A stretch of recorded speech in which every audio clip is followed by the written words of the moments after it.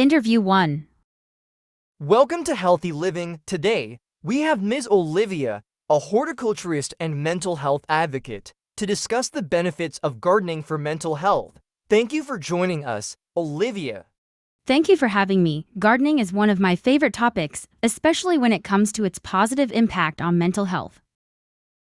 So, why is gardening beneficial for mental health? There are many reasons why gardening is beneficial for mental health. First and foremost, it allows people to connect with nature. In today's digital world, people often feel disconnected from the natural environment, and spending time in a garden can help them feel more grounded. Gardening also provides a sense of accomplishment. Watching plants grow and thrive because of your care can boost self-esteem and provide a sense of purpose. Additionally, the physical activity involved in gardening, such as digging, planting, and weeding, can release endorphins, which are natural mood boosters. That sounds wonderful. What about people who live in urban areas and don't have access to a garden? That's a great question. Even if you live in an apartment or don't have outdoor space, you can still enjoy the benefits of gardening. Indoor gardening is becoming increasingly popular. You can grow herbs, small plants, or even flowers in pots on your windowsill or balcony. These small green spaces can make a big difference in how you feel. Research has shown that having plants around, even indoors, can improve concentration, reduce stress, and promote relaxation. Are there specific mental health conditions that gardening is particularly good for? Yes, gardening has been found to be especially helpful for people with anxiety and depression. It provides a calming activity that helps people focus on the present moment, which is important for mindfulness. The repetitive tasks involved in gardening, such as watering or pruning, can be meditative and help reduce feelings of anxiety. For people with depression, gardening can help combat feelings of helplessness or lack of purpose as they see their plants grow and thrive because of their efforts. Do you have any advice for someone who's never gardened before but wants to start? Absolutely. Start small. You don't need a big space or complicated tools. Begin with a few easy-to-care-for plants, such as herbs or succulents, and see how they do. Gardening is a learning process, and it's okay to make mistakes. Just enjoy the experience and take the time to appreciate the beauty of nature. Interview 2. Welcome to Brain Power. We have Dr. Michael, a neuroscientist, with us today to talk about how music impacts cognitive development. Thank you for being here, Dr. Michael. Thank you for having me. I'm excited to discuss how music can shape the brain, especially in children. There has been a lot of research on how music affects the brain. Can you explain how it influences cognitive development? Certainly, music has a unique ability to engage multiple areas of the brain at once. When a person listens to or plays music, they activate areas related to emotion, memory, attention, and motor skills. For children, learning to play a musical instrument can enhance their ability to focus, improve their memory, and develop better problem-solving skills. Studies have shown that children who receive music education tend to perform better academically, especially in subjects like math and reading. That's fascinating. Why do you think music has such a strong effect on the brain?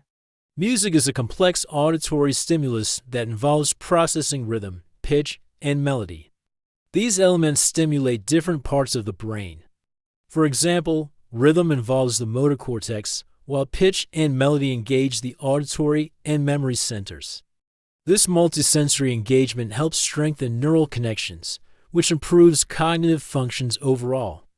Additionally, music requires focus and discipline, especially when learning an instrument, which further enhances brain development. Does music have a similar impact on adults, or is it primarily beneficial for children?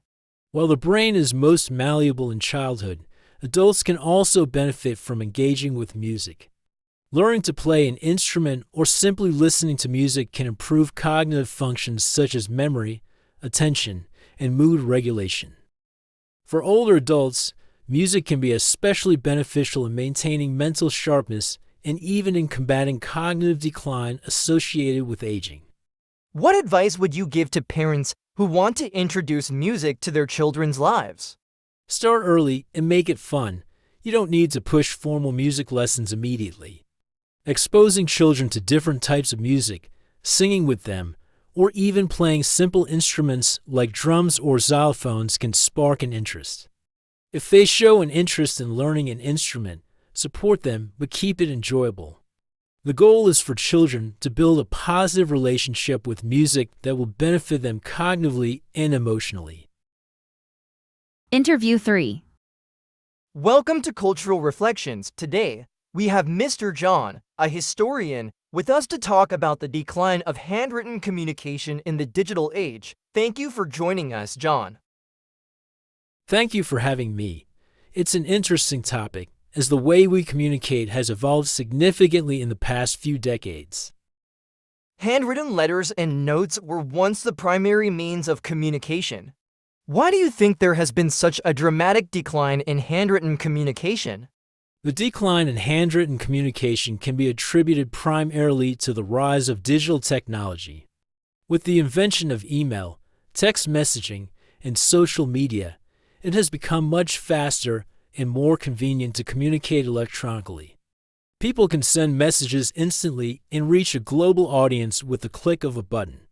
While this is certainly more efficient, it has led to the gradual disappearance of handwritten letters, which used to be a common way for people to express themselves. Do you think anything has been lost with the decline of handwritten communication? Yes, I believe something has been lost. Handwritten letters often convey more thoughtfulness and emotion. When you write a letter by hand, it takes more time and effort, which shows a level of care that is often missing in digital communication. Additionally, handwritten notes and letters are tangible objects that people can keep as mementos. They often become cherished keepsakes, preserving memories in a way that digital messages do not. The personalization of handwriting also adds a human touch that is hard to replicate in typed messages. Do you think there's any chance that handwritten communication will make a comeback? It's unlikely that handwritten communication will ever return to its previous prominence. However, there has been a growing interest in reviving certain aspects of it.